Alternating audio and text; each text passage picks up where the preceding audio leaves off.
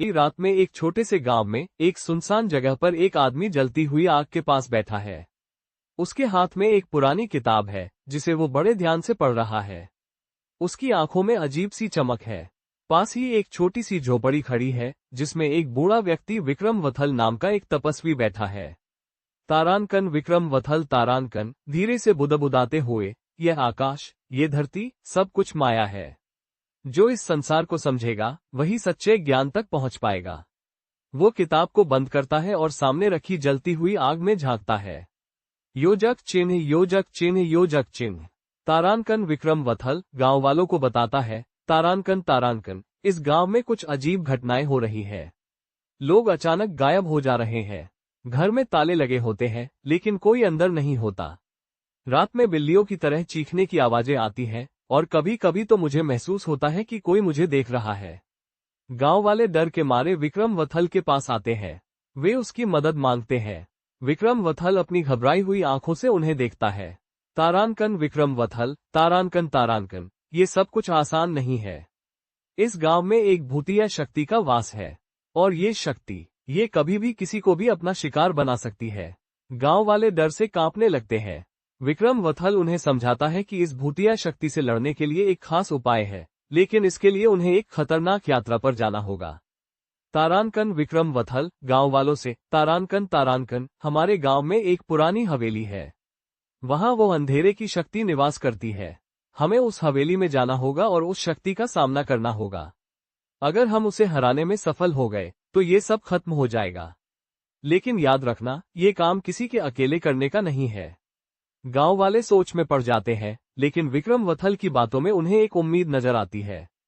वे उसकी बात मानकर उसके साथ उस हवेली की ओर चल पड़ते हैं।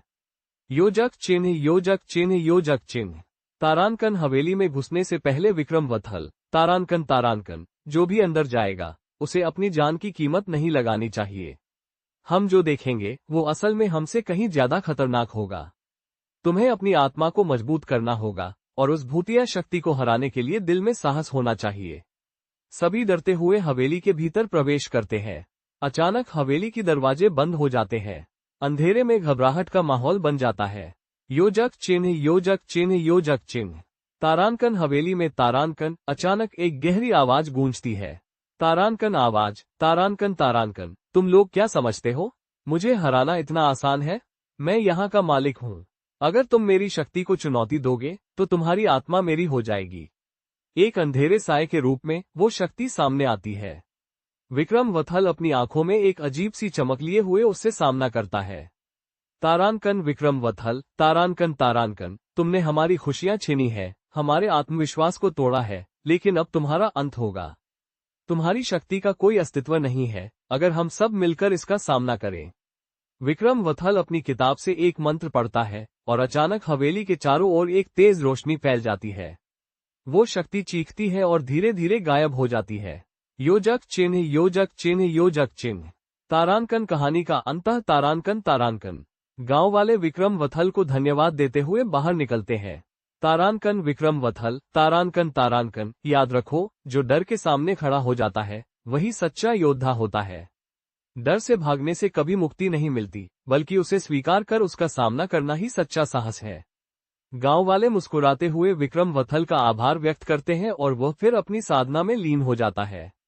योजक चिन्ह, योजक चिन्ह, योजक चिन्ह।